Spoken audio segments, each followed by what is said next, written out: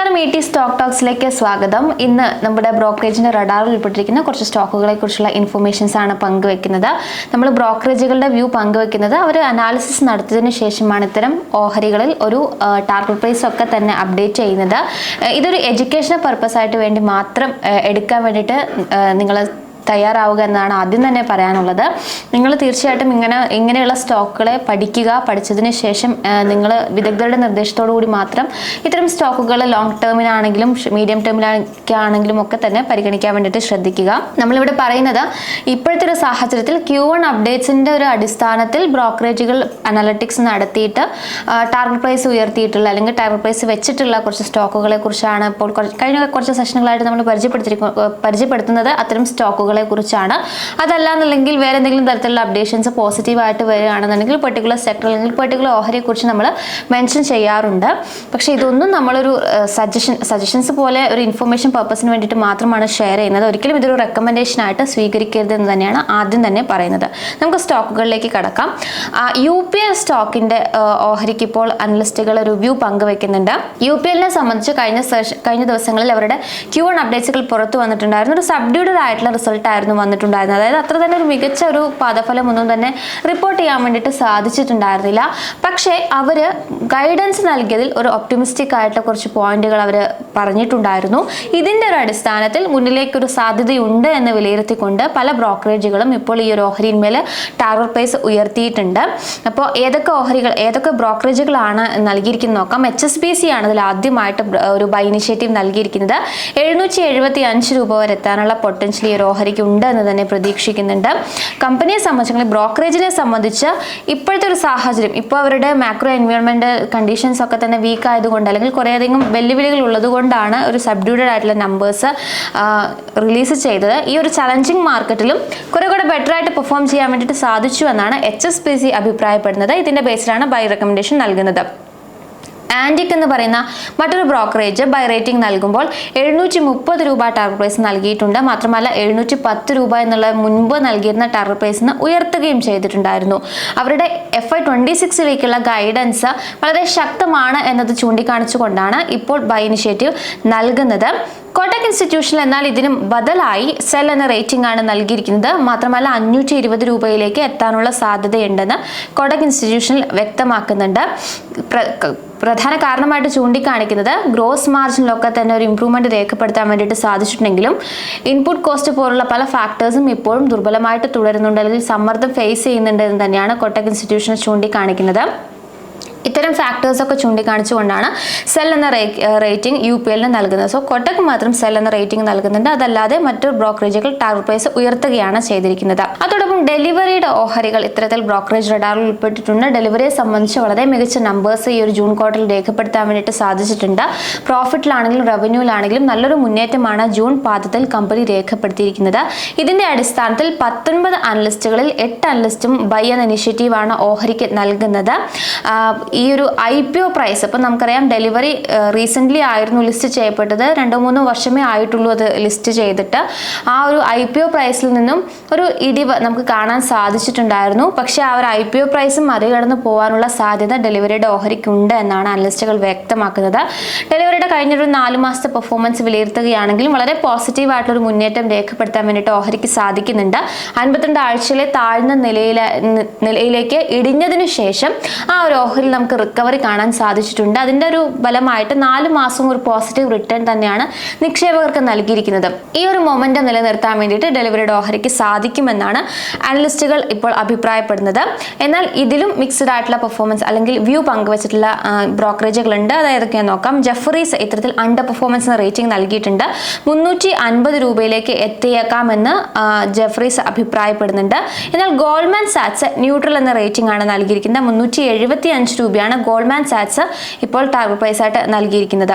അതോടൊപ്പം തന്നെ Kotak institutional equities ഈ ഒരു ഓഹരിക്ക് ബൈ എന്ന ഇനിഷ്യേറ്റീവ് നൽകുന്നുണ്ട്. 500 രൂപയിലേക്ക് എത്താൻ വേണ്ടിയിട്ട് സാധിക്കുമെന്നാണ് കൊട്ടക് ഇൻസ്റ്റിറ്റ്യൂഷണൽ പ്രധാനമായിട്ടും പറയുന്നത്. അതായത് കൊട്ടക്കിന്റെ വ്യൂ പ്രകാരം 500 രൂപ മറികടന്ന് പോകാനുള്ളൊരു പൊട്ടൻഷ്യൽ ഓഹരിക്കുണ്ട്, അല്ലെങ്കിൽ കമ്പനിക്ക് അതൊരു വളർച്ചാ സാധ്യത മുന്നിലുണ്ട് എന്നുള്ളൊരു എക്സ്പെക്ടേഷൻസ് കൊട്ടക് ഇൻസ്റ്റിറ്റ്യൂഷണൽ ഇക്വിറ്റീസും പങ്കുവെക്കുന്നുണ്ട്.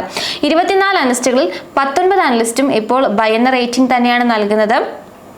3 അനലിസ്റ്റുകൾ ഹോൾഡ് എന്ന റെക്കമെൻഡേഷൻ നൽകുന്നുണ്ട്. 2 അനലിസ്റ്റുകൾ സെൽ എന്ന റേറ്റിംഗുമാണ് നൽകിയിരിക്കുന്നത്. ഇനി മറ്റൊരു ഓഹരി ITC തന്നെയാണ്. ITC സംബന്ധിച്ചിപ്പോൾ അനലിസ്റ്റുകൾ ഒപ്റ്റിമിസ്റ്റിക് ആയി തുടരുന്നൊരു സാഹചര്യം തന്നെയാണ്. ഭൂരിഭാഗം അനലിസ്റ്റുകളും ITC-മേൽ ഒരു പോസിറ്റീവ് വ്യൂ തന്നെയാണ് പങ്കുവച്ചിരിക്കുന്നത്. ITC-യുടെ ഒരു കവറേജ് നോക്കുകയാണെങ്കിൽ 39 അനലിസ്റ്റുകൾ 36 അനലിസ്റ്റുകളും ബൈ എന്ന ഇനിഷ്യേറ്റീവ് തന്നെയാണ് നൽകുന്നത്. 2 അനലിസ്റ്റുകൾ ഹോൾഡ് എന്ന ഇനിഷ്യേറ്റീവ് നൽകിയിട്ടുണ്ട്.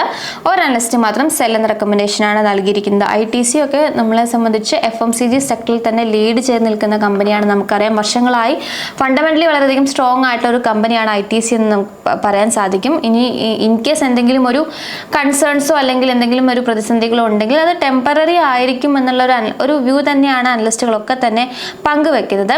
ഇതിന്റെ അടിസ്ഥാനത്തിൽ തന്നെയാണ് ബൈ എന്ന ഇനിഷ്യേറ്റീവ് നൽകുന്നത്. ബ്രോക്കറേജുകളിൽ ജെഫറീസ് ബൈ എന്ന റേറ്റിംഗ് നൽകിയിട്ടുണ്ട്. 535 രൂപയിലേക്ക് എത്താനുള്ള സാധ്യതയുണ്ടെന്ന് പറയുന്നുണ്ട്.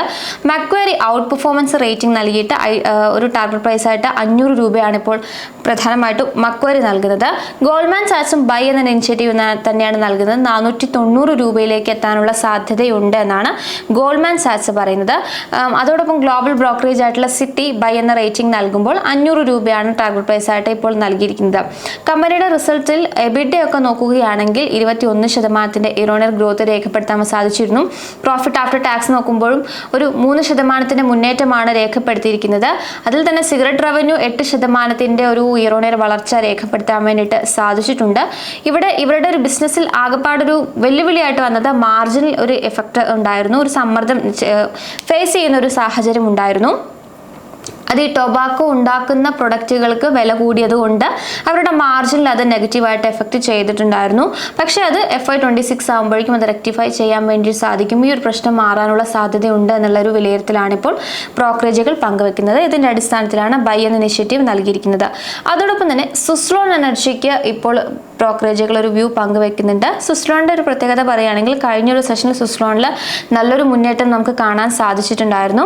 എന്തുകൊണ്ടാണെന്ന് വെച്ചാൽ ഗവൺമെൻറ്റിൻ്റെ ഭാഗത്തുനിന്ന് അനുകൂലമായിട്ടുള്ള ഒരു അപ്ഡേഷൻസ് വന്നിട്ടുണ്ടായിരുന്നു. അതോടൊപ്പം തന്നെ F&O സെഗ്മെന്റിൽ സുസ്ലോൺ എനർജിയുടെ ഓഹരികൾ ഇൻക്ലൂഡ് ചെയ്യിപ്പിച്ചിട്ടുണ്ട് അപ്ഡേഷൻസ് വന്നിട്ടുണ്ടായിരുന്നു. ഇതും സുസ്ലോൺ എനർജിയുടെ ഓഹരിയിൽ വലിയൊരു പിന്തുണ നൽകിയിട്ടുണ്ടായിരുന്നു. ഗവൺമെന്റിന്റെ ഭാഗത്തിനെ സംബന്ധിച്ച് മേക്ക് ഇൻ ഇന്ത്യ എന്നുള്ള ആ ഒരു കൺസെപ്റ്റിനെ പ്രോത്സാഹിപ്പിക്കുന്നതിന്റെ ഭാഗമായിട്ട് വിൻഡ് ടർബൈൻസിന്റെ കണ്ടന്റ് റിക്വയർമെന്റ് ആഭ്യന്തരമായിട്ട് തന്നെ ഉൽപ്പാദിപ്പിക്കണം എന്നുള്ള ഒരു കാര്യം ഇപ്പോൾ ഗവൺമെന്റ് മുന്നോട്ടേക്ക് വെക്കുന്നുണ്ട്. ഇത് ഇത്തരത്തിലുള്ള വിൻഡ് ടർബൈൻ കമ്പനികളെ സംബന്ധിച്ച് വളരെയധികം പോസിറ്റീവായിട്ടുള്ള അപ്ഡേഷൻസ് തന്നെയാണ്. അതായത് വിൻഡ് ടർബൈൻ നിർമ്മിക്കാൻ വേണ്ടി ഉപയോഗിക്കുന്ന കോമ്പണൻസ് ഇന്ത്യയിൽ തന്നെ ഉൽപ്പാദിപ്പിക്കണം അല്ലെങ്കിൽ നിർമ്മിക്കണം എന്നുള്ള ഒരു ആവശ്യകതയാണ് പ്രധാനമായിട്ടും ഗവൺമെന്റ് മുന്നോട്ട് വെക്കുന്നത്. അതായത് ബ്ലേഡ്സ്, അതുപോലെ ഗിയർ ബോക്സസ്, ജനറേറ്റർ, ബെയറിങ്സ് പോലുള്ള ഉൽപ്പന്നങ്ങൾ അല്ലെങ്കിൽ ഈ ഒരു വിൻഡ് ടർബൈൻ നിർമ്മിക്കാൻ വേണ്ടിയിട്ട് ഉപയോഗിക്കുന്ന ഉൽപ്പന്നങ്ങൾ ഇന്ത്യയിൽ തന്നെ നിർമ്മിക്കുന്നതായിരിക്കണം എന്നുള്ള ഒരു ആവശ്യകതയിലേക്ക് പോകുന്നുണ്ട്.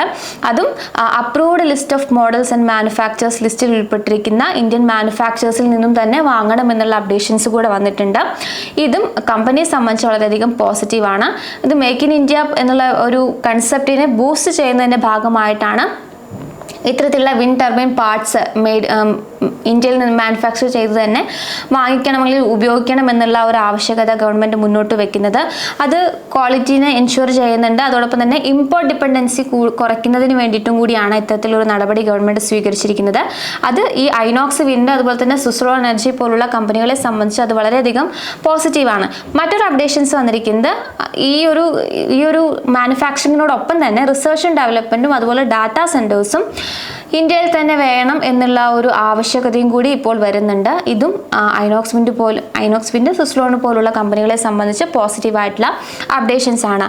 ഇനി ഇതിനൊക്കെ പുറമെ ഈ ഒരു പോസിറ്റീവായിട്ടുള്ള ടെയിൽവിൻസിന് അപ്പുറത്തേക്ക് കമ്പനിക്ക് 381 മെഗാവാട്ടിന് മറ്റൊരു ഓർഡർ കരസ്ഥമാക്കാൻ വേണ്ടിയിട്ട് സാധിച്ചിട്ടുണ്ട് എന്നും കൂടി റിപ്പോർട്ടുകൾ ഉണ്ടായിരുന്നു. ഏതായാലും ഇത്തരത്തിലുള്ള പോസിറ്റീവ് ഫാക്ടേഴ്സ് ഒക്കെ തന്നെ പരിഗണിച്ചുകൊണ്ട് മോർഗൻ സ്റ്റാൻലി ഓഹരിക്ക് ബൈ എന്ന ഇനിഷ്യേറ്റീവ് നൽകുന്നുണ്ട്. ഓവർവെയ്റ്റ് എന്ന റേറ്റിംഗ് ആണ് ഇപ്പോൾ നൽകിയിരിക്കുന്നത്. 77 രൂപയിലേക്ക് എത്താനുള്ള പൊട്ടൻഷ്യൽ ഈ ഓഹരിക്ക് ഉണ്ട് എന്ന് മോർഗൻ സ്റ്റാൻലി വിലയിരുത്തുകയും ചെയ്തിട്ടുണ്ട്. ഇനി അതോടൊപ്പം ആക്സിസ് സെക്യൂരിറ്റീസിന്റെ റഡാറിൽ ഉൾപ്പെട്ടിരിക്കുന്ന കുറച്ച് ഓഹരികൾ നോക്കാം. നമ്മൾ പറഞ്ഞ സ്റ്റോക്കുകൾ തന്നെയായിരിക്കും ഓഗസ്റ്റ് മാസത്തിലേക്ക് നമുക്ക് കൺസിഡർ ചെയ്യാൻ വേണ്ടിയിട്ട്, അല്ലെങ്കിൽ ഇപ്പോൾ നമുക്ക് പരിഗണിക്കാൻ പറ്റുന്ന കുറച്ച് ഓഹരികൾ എന്ന രീതിയിൽ ആക്സിസ് സെക്യൂരിറ്റീസ് ചൂസ് ചെയ്തിട്ടുള്ള കുറച്ച് ഓഹരികളാണ്. അതിലൊന്ന് ബജാജ് ഫിനാൻസ് ആണ്. ബജാജ് ഫിനാൻസ് ഇപ്പോൾ 800 രൂപയ്ക്ക് മുകളിലാണ് വ്യാപാരം ചെയ്യുന്നത്. ഈ ഒരു ഓഹരിക്ക് 25% അപ്സൈഡ് പൊട്ടൻഷ്യൽ ഉണ്ടെന്ന് ഇപ്പോൾ ആക്സിസ് സെക്യൂരിറ്റീസ് വിലയിരുത്തുന്നു. 1100 രൂപ വരെ എത്താനുള്ള ഒരു പൊട്ടൻഷ്യൽ ഈ ഒരു ഓഹരിക്കുണ്ട്. അതായത് Q1 അപ്ഡേറ്റ്സിന്റെ ഒക്കെ ഒരു അടിസ്ഥാനത്തിലാണ് ഇത്തരത്തിലുള്ള ഒരു റെക്കമെൻഡേഷൻ നൽകുന്നത്. SBI ആണ് അടുത്തത്. ഓവർ വെയിറ്റ് എന്ന സ്റ്റാൻസ് ആണ് നൽകുന്നത്. SBIക്ക് 29% അപ്സൈഡ് പൊട്ടൻഷ്യൽ പ്രതീക്ഷിക്കുന്നത്. 1025 രൂപയാണ് ടാർഗറ്റ് പ്രൈസ് ആയിട്ട് നൽകിയിരിക്കുന്നത്. വരുൺ ബിവറേജസ് ആണ് മറ്റൊരു സ്റ്റോക്ക്. ഈക്വൽ വെയിറ്റ് എന്ന സ്റ്റാൻസ് ആണ് നൽകിയിരിക്കുന്നത്. ഏകദേശം 500 രൂപയ്ക്ക് മുകളിലാണ് ഈ ഒരു സ്റ്റോക്ക് ഇപ്പോൾ ട്രേഡിംഗ് നടത്തുന്നത്. 590 രൂപ വരെ എത്താനുള്ള പൊട്ടൻഷ്യൽ ഉണ്ടെന്ന് പ്രതീക്ഷിക്കുന്നുണ്ട്. അതായത് 13% അപ്സൈഡ് പൊട്ടൻഷ്യൽ ഉണ്ടെന്ന് പ്രതീക്ഷിക്കുന്നുണ്ട്.